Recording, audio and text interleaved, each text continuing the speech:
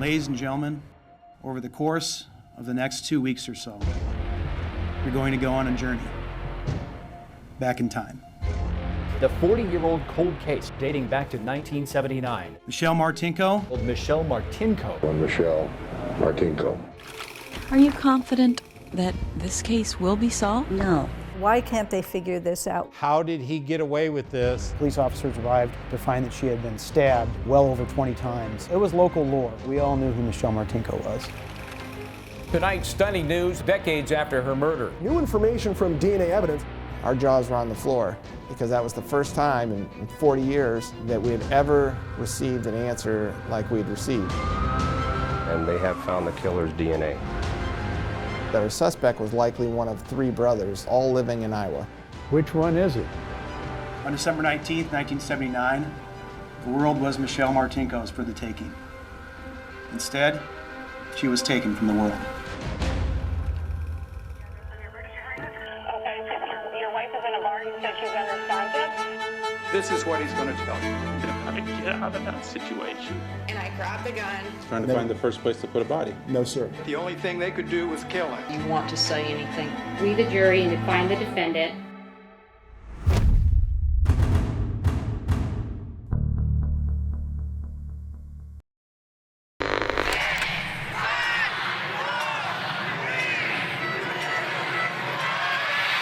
It was 1979, what would be a tumultuous, soul-searching year for America. All the legislation in the world can't fix what's wrong with America. Iran, 1979. The United States suffered its most serious commercial nuclear power plant accident. The long lines which have made millions of you spend aggravating hours waiting for gasoline. It is a crisis of confidence. A year that saw the crime rate climbing, especially in the country's smaller cities, including Cedar Rapids, Iowa. Especially around here, folks thought they could just kind of go about their lives as they always had for decades here and not have to worry about the violence that happens in those bigger, cities. All that changed in Cedar Rapids 1 week before Christmas in 1979 at the brand new Westdale Mall. A high school student brutally murdered, her body discovered in her car in the parking lot. Our uniform division people went out there to check various places. They checked there and did, in fact, discover the body of one Michelle Martinko. Any motive at all? Can you think of any reason why anyone would want to kill her? No, from what our understanding is a very nice young lady. It's a sad situation. We have no idea at this point. No idea. And it would stay that way for almost 40 years. Until Michelle Martinko's killer was finally tracked down by a detective, Matt Denlinger, who was just a child at the time of the murder. I was probably at home in bed. In 1979, I would have been 5 years old. The prosecutor who had handled the case, Nick Baybanks, was even younger, 4 years old. We were all aware of it growing up in Cedar Rapids. It was local lore. We all knew who Michelle Martinko was. She had gone to the mall for some Christmas shopping with $180 in her purse. And this being a brand new mall with 100+ stores, at the weeks that lead up to Christmas, a lot of people are there for the first time. Michelle Martinko had come from a school choir holiday banquet and was all dressed up. She has been described by her friends as being kind of a girly girl, someone who enjoyed wearing evening clothes and things like that. She was bright, she was friendly, she stood out in the crowd. Of course, she was also beautiful. As a matter of fact, the night that my sister went to the mall, that was the first time she had ever been there, and had the $180 cash on her for that evening, and she still had the money with her after she was killed.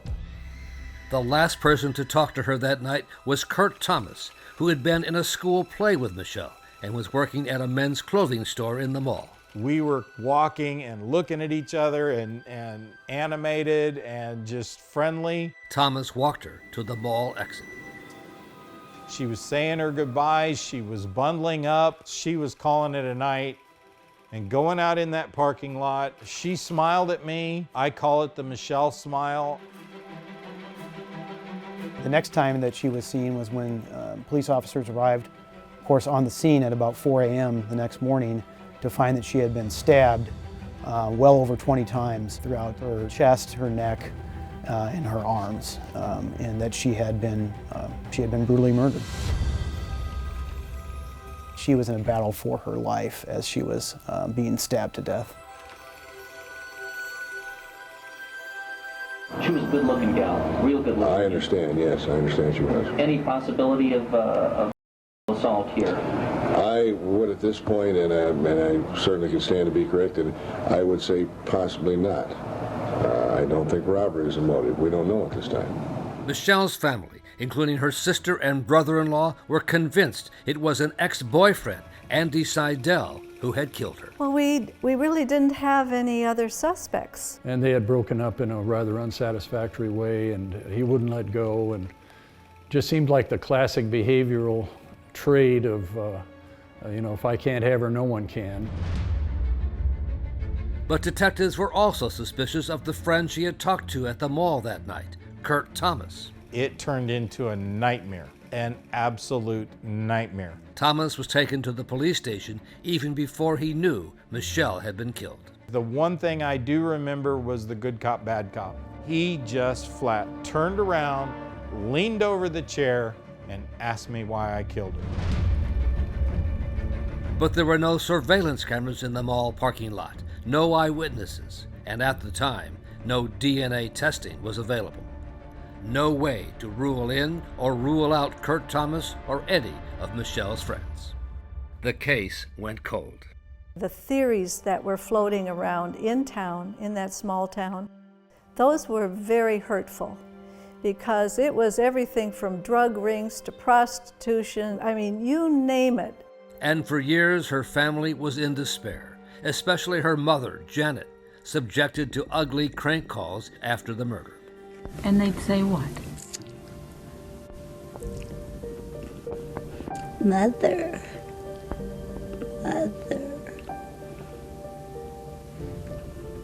It's Michelle. Do things like that. And some of them would be laughing on the phone. It was absolutely awful. My sister and my mother were soulmates, and so my mother just lost a part of herself. Are you confident that this case will be solved? No.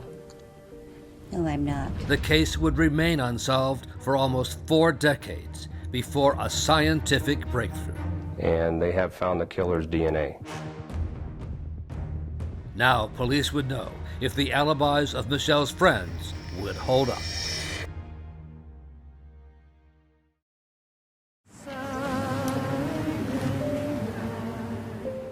For decades, it became a sad Christmastime ritual in Cedar Rapids.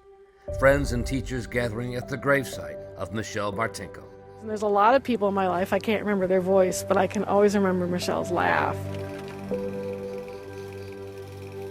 The community was still struggling to understand her brutal murder just a few days before Christmas in 1979. We still have a really small town-like atmosphere here, so when something happens to one of our own, we're all impacted by it. The years went by with no solution. Michelle's mother and father, Albert and Janet Martinko, died not knowing who had killed their daughter. I would say it destroyed a lot of their lives, certainly their peace and quiet. My little sister was their miracle baby. My mother was 44 when she had my sister. The mother's diary, discovered later, indicated that she died thinking it was either the ex-boyfriend Andy or Michelle's friend Kurt Thomas who had killed her. I saw the actual notes that Michelle's mother had made. She thought it was Andy.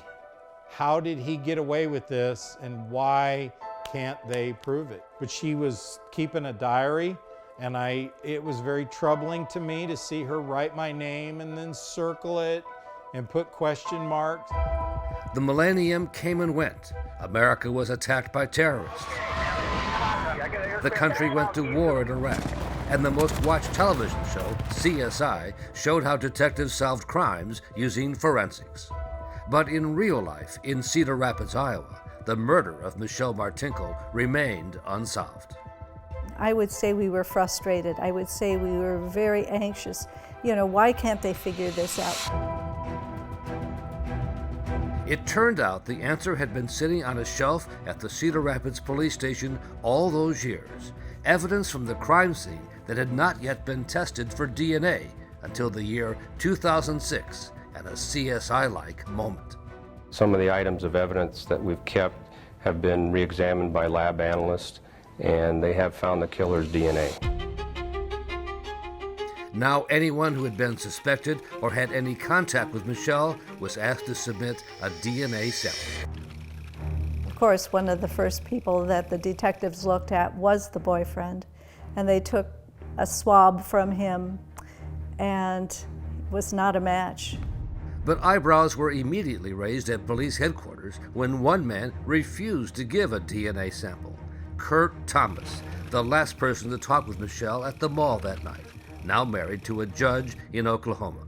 My wife just was completely silent, and then she was, "Are you crazy? Are you nuts? The police don't call and ask for DNA just willy-nilly out of the blue." Thomas's lawyer gave him a statement to read to the police detective who had contacted him, turning down the request for DNA. Read my little statement, and he set the phone down. I could hear the phone going down on the desk, and he just announced it to wherever he was.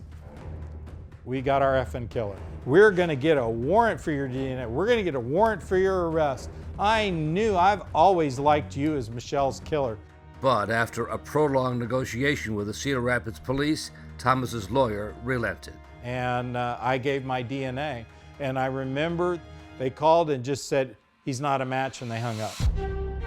And no one else was a match either, of the hundreds of men tested. They had gone through all of the usual suspect. My husband's DNA was tested. They were even that thorough. So there was just nowhere to turn unless it was a total stranger. And then how do you find that person? It was in 2015 that Detective Matt Denglinger took on the cold case, determined to find that total stranger.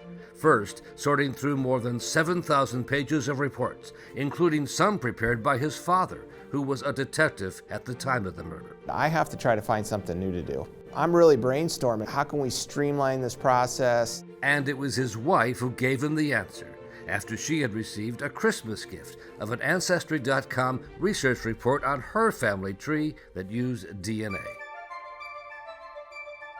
And at that time, it was kind of a light bulb moment for us. She mentioned, wouldn't that be neat if you could do that with your Martinko case? And I immediately recognized the potential in that. And that's how I eventually got turned on to a company called Parabon Nanolabs out of Virginia.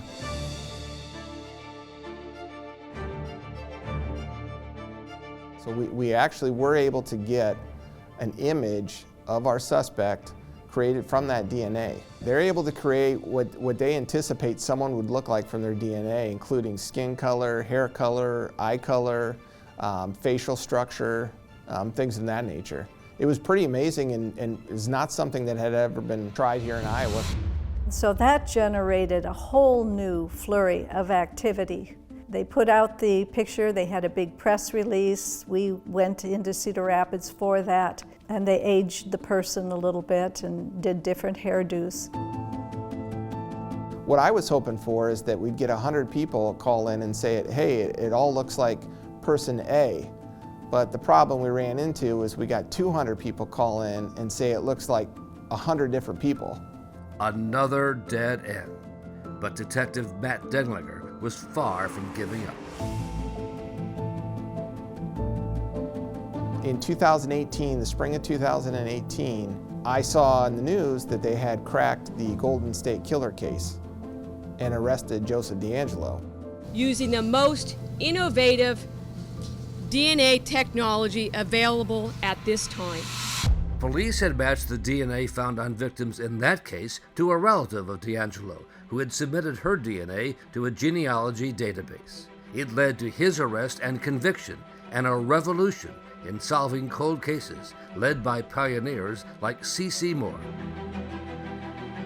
This technique was really only known to genealogy enthusiasts and people of unknown parentage who used it to find their birth families. We were a relatively small group of citizen scientists that created these techniques and evolved them to the point where they could really be a revolution for crime fighting. And finally, real hope that this would be the key to solving the murder of Michelle Martinko, using a database of more than 1 million people. So what we're looking for are people who have significant amounts of shared DNA with that unknown suspect. And then a hit, a partial match with a woman living in Washington State. She was kind of our ground zero for building a family tree and working our way back to our suspect. And so we were honing in pretty quick. The mystery of who killed Michelle Martinko was about to be solved. Our suspect was likely one of 3 brothers, all living in Iowa.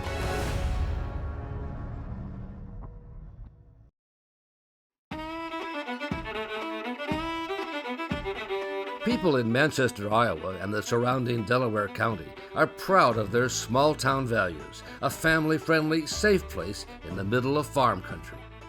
And yet, police were now certain that this town of 5,000 people was home for a man with a deep and dark secret. If the DNA test were correct, one of 3 brothers in the Burns family of Manchester had to be the man who had brutally murdered Michelle Martinko. Jerry Burns, Kenneth Burns, and Donald Burns. And they'd all grown up in the Manchester, Iowa area, which is about 45 minutes from Cedar Rapids.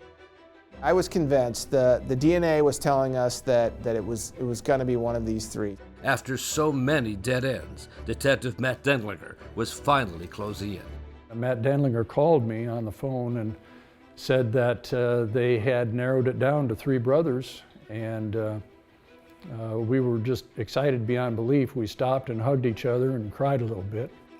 None of them had any connection to Michelle or to Westdale Mall that we could identify, so it was really tricky to tell which one we thought was most likely our suspect. No criminal records. They were all entrepreneurs. Ken and Jerry still live in Manchester, and they both run different businesses. And then Donald was an entrepreneur also, and he lived down in Davenport. Well, it was hard to sleep at night. Which one is it? In great secrecy, Cedar Rapids police detectives descended on Manchester. We were on a lockdown. No one knew what we were doing or what we were trying to accomplish. We wanted as little information getting out as possible. We needed to collect DNA to confirm which one it was. So we had to do that covertly. They began with the brother detectives thought was the most likely suspect, Kenneth Burns in Manchester. We followed him around for the better part of a day until he went and had lunch at a golf course clubhouse. And then we were able to collect a drinking straw out of his glass and send that back to the state. The Iowa State Crime Lab in Ankeny made the case a priority and had results within days, comparing the new sample with the DNA collected off Michelle's dress 4 decades earlier. They told us after comparison that Kenneth was not a match for our suspect. Now to Davenport, along the Mississippi River, where Donald Burns lived. He moved to Davenport with the bright lights in big city, and he seemed to me like he was the most logical of the 3 to have done it. The detectives waited outside his home for Donald Burns' garbage to accumulate. And we were able to covertly collect a glass and a toothbrush out of his garbage, and we found out that that's not a match either. Finally, back to Manchester, and the brother detectives had thought was the least likely of the 3 to be the killer, one DNA sample away from being arrested.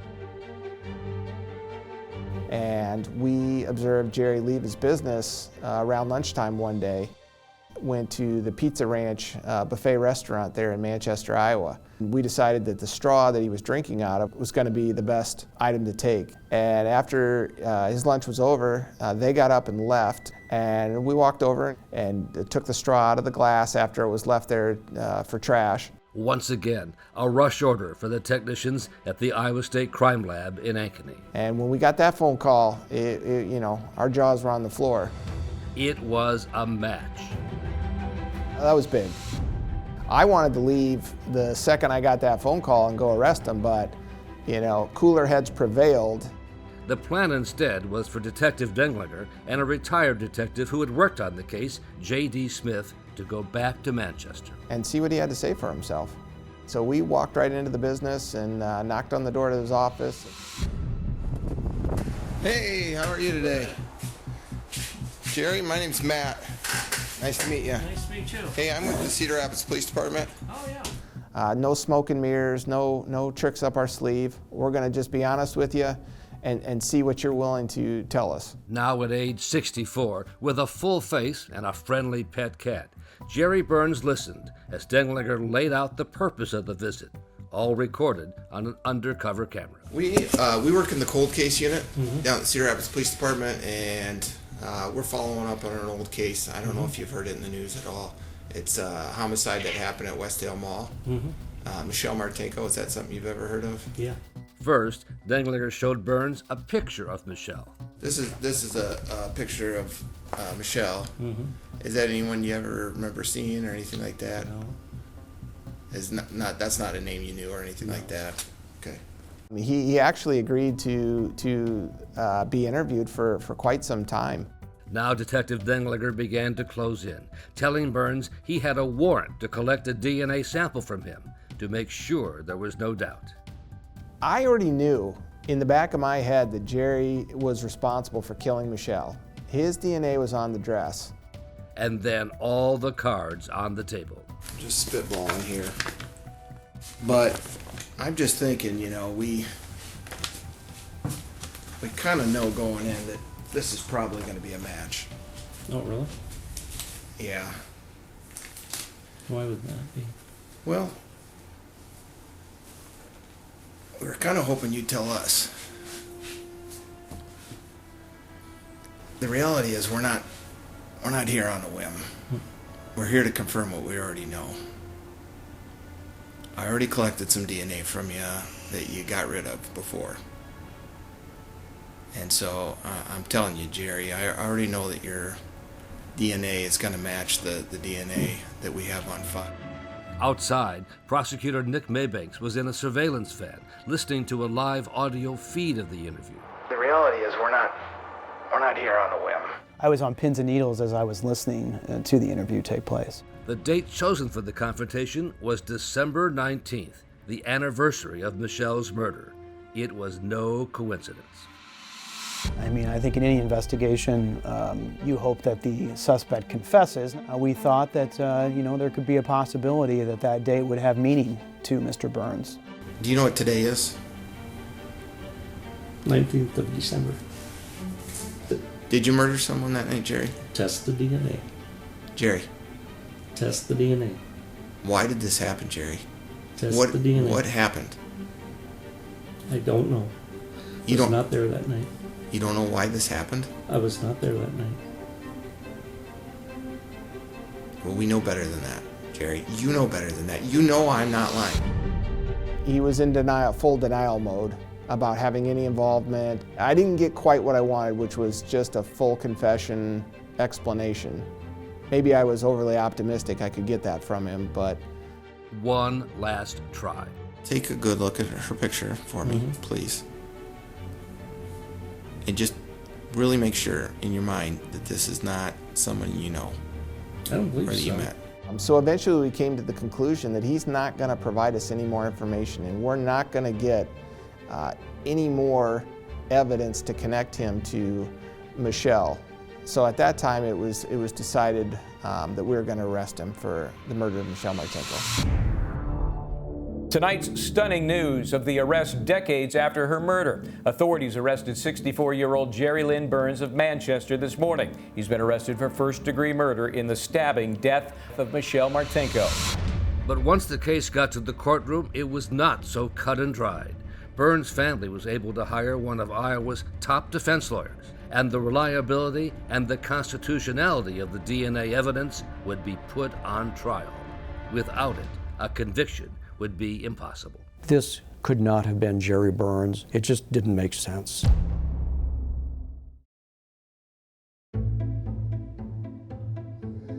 State of Iowa versus Jerry Lynn Burns. The state of Iowa accuses Jerry Lynn Burns of the crime of murder in the first degree. Michelle Martinko's friends and family packed the courtroom to get their first in-person look at the man accused of the brutal murder. Jerry Burns looked like the most ordinary man you've ever met. He looked like he couldn't possibly be a killer. I thought he would be just a monster to look at, but he was just a very low-key, average-looking kind of guy. You would have thought maybe he was in there for a parking ticket. But if convicted, Burns faced life in prison without parole for a crime committed 40 years earlier. Ladies and gentlemen, over the course of the next 2 weeks or so, you're going to go on a journey back in time.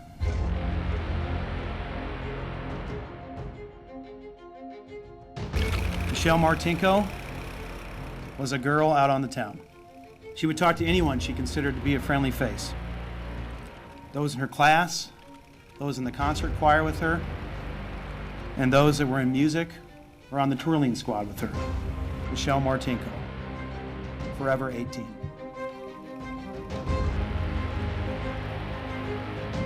And as the lawyer for Jerry Burns, Leon Spies, prepared for his opening statement, he understood the emotional power surrounding the memory of a beautiful teenager whose life was cut short. And no one in this courtroom at any point is going to be critical of Michelle Martinko. There was no reason for her to die, and there was no reason for any violence to be inflicted upon her. To take the jury back in time to 1979, the prosecution began with classmates of Michelle Martinko. She was a real sweet girl. Always upbeat, always dressed impeccably. Including her one-time boyfriend, Andy Seidel. It's hard to characterize someone as good and as pure as she was in terms of how she would treat others. You know, Andy was a nervous wreck, understandably. Not only did he love Michelle back then, but he had went through a lot being, you know, the target of the investigations. And of course, for years, Michelle's family was certain Andy was the killer. After testifying, he left town before Michelle's sister could talk to him. I would have liked to have personally apologized to him for falsely accusing him for all those years and for thinking that he was capable of doing something like that to Michelle. Next to testify was Kurt Thomas, who also had been considered a suspect and was the last person known to have talked to Michelle at the Westdale Mall. I remember that night. I remember Michelle, her smile.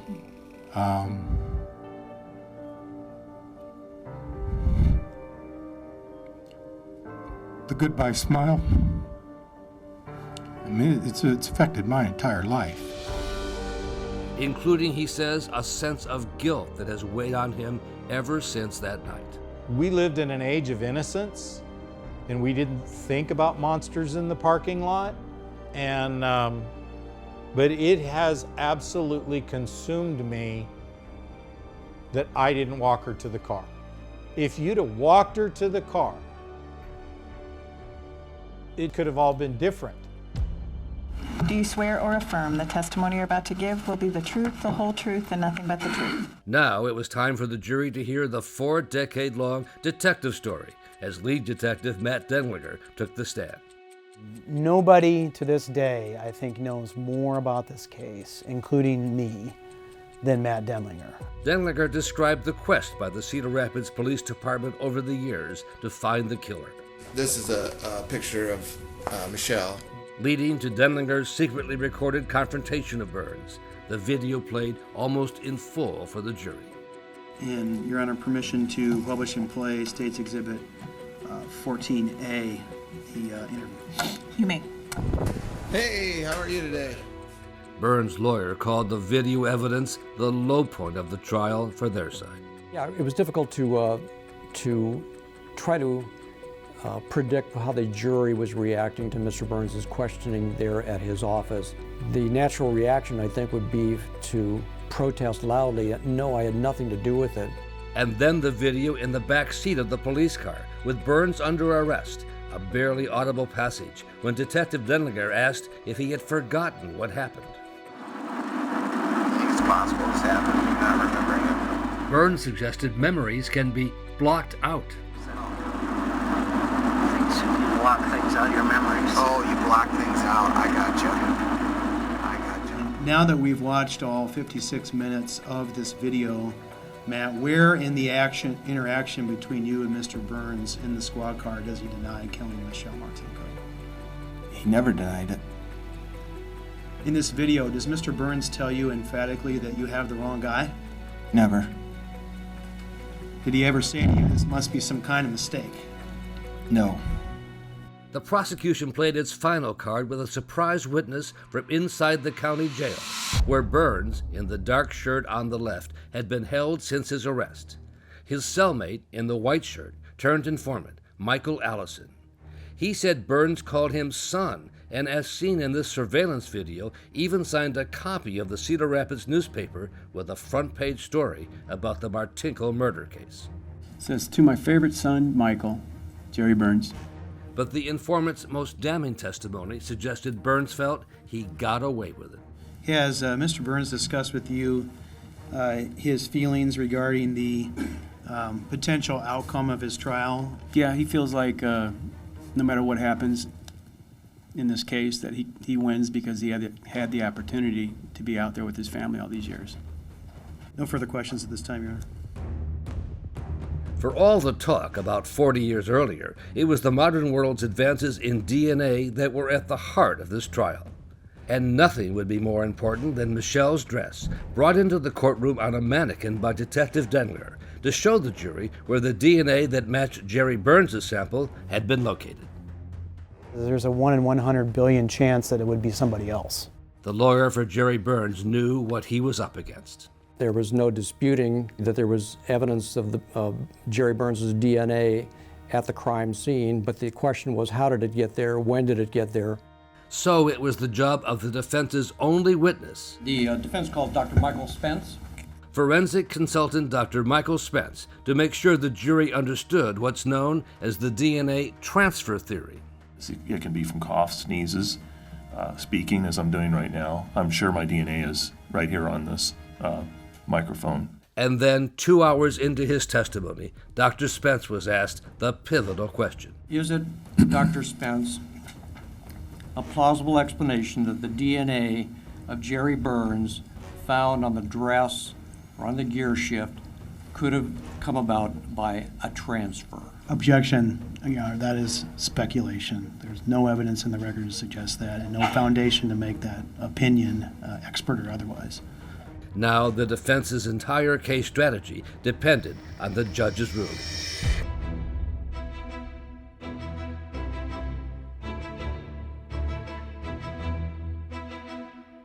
The witness will be permitted to respond, answer the question, the hypothetical question. Was it plausible that Jerry Burns' DNA ended up on Michelle Martinko's dress by some sort of innocent transfer? Yes, that's a distinct possibility. Both sides felt they had done enough to win.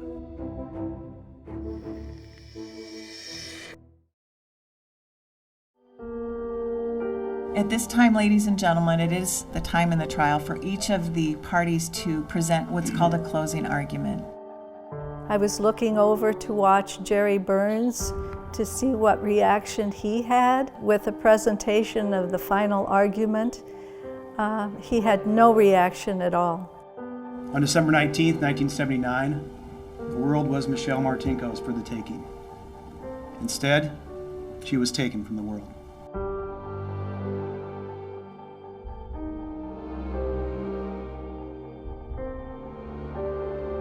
I wanted to bring the jury into the story of where these two lives, these two people, intersected that night. He saw her leaving and he followed her. She's taken by surprise, but she knows that she has to fight. He knows he now must eliminate her because she can identify him. Meanwhile, the killer would be able to go on with his life. Raise his family, run a business, enjoy those years. No doubt haunted by the prospect of one day receiving a knock on the door that would eventually come. And prosecutor Nick Baybanks replayed for the jury the video of that day he said the knock did come on the door. Hey, how are you today? Jerry, my name's Matt. Nice to meet you. How would you act if somebody came and said your DNA was on the crime scene, started implying you in a murder? Well, you know what I'd do? I'd say I didn't do it. You got the wrong guy. Not, I don't know. I don't think anything happened. I don't think so. And the prosecutor knew he had the DNA evidence on his side, scoffing at the theory that Burns's DNA was somehow transferred onto Michelle's dress by accident. It's not reasonable. It's not founded in the evidence, and quite frankly, it's not even within the realm of possibilities. The evidence shows, beyond any reasonable doubt, the defendant killed Michelle Martinko.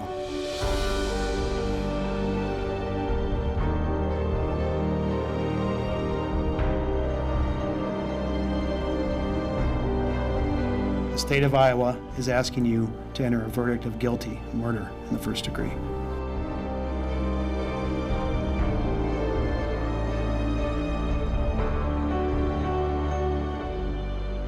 Thank you, Mr. Maybanks.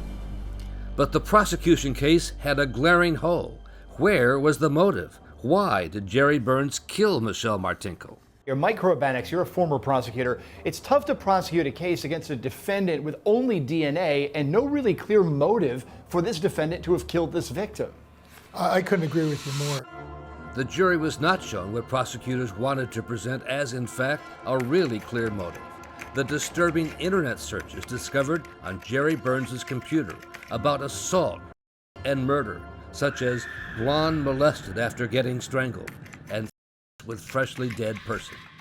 There was indeed a motive, a pathological need to kill and to gain personal pleasure from the act of killing. But Burns' lawyer, Leon Spees, fought successfully to keep the graphic computer searches from being used as evidence in the trial. We didn't think it was strong evidence of a motive. And with the computer searches kept out of the case, Spees was able to argue there was no evidence of a motive for this family man to target Michelle Martinko. He is a characteristic small-town Iowa businessman with a great group of children in his family. He's kind of the spitting image of a true Hawkeye.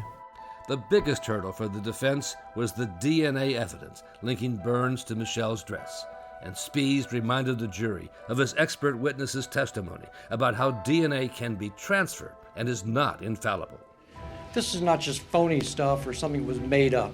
This is important scientific information that's invaluable and necessary for your critical appraisal of all of the evidence in this case. And then finally to those damning police interrogation tapes of Jerry Burns. Much has been made about whether or not Jerry, in being questioned by investigator Denlinger, denied that he had killed Michelle Martinko. Test the DNA. Why did this happen, Jerry? Test the DNA. What happened? I don't know. I was not there that night. You don't know why this happened? I was not there that night. I was not there that night. It cannot be said, with your allegiance to the law and the facts, that Jerry Burns is guilty beyond a reasonable doubt. Your verdict must be not guilty. The jury went out late in the day. Even the lead detective, Matt Dinglinger, worried the prosecution case had issues. Lack of witnesses, lack of a confession, lack of other things that connected Jerry to the crime scene or to Michelle. It was a long trial with lots of evidence, lots of exhibits. I've seen quick juries, I've seen juries that take longer, and I've seen hung juries. This was a quick jury. After about 3 hours of deliberations, the jury reached this verdict. The members of the jury, through the foreman, have signed verdict form number 1. We, the jury, find the defendant, Jerry Lynn Burns,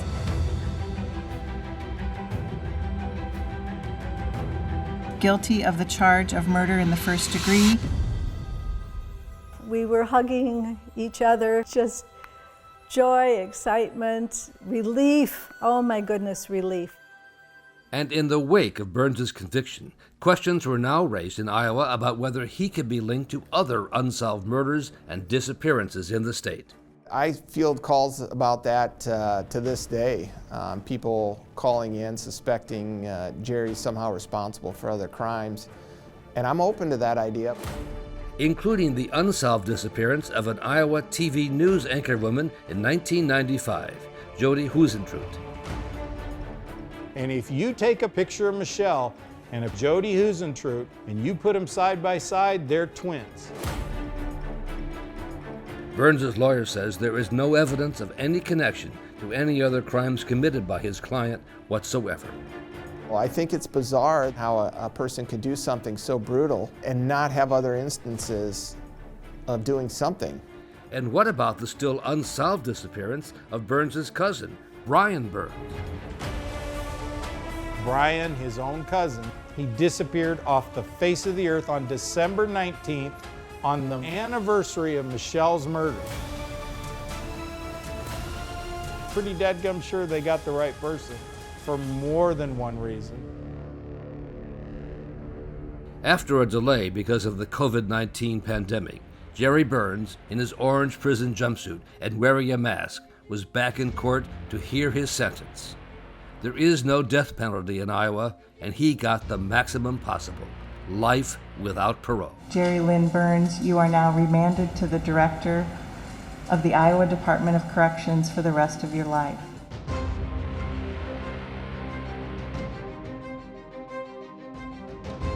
Even so, Michelle's family was not fully satisfied with the outcome. I think he did get away with it. I would have liked to have seen him spend the rest of his life in prison starting with age 26, but it didn't happen, and I'm at peace with that because we're just glad they caught him. We thought we'd die not knowing who did it. Now they do. She's forever 18. You know, she's forever just that beautiful person.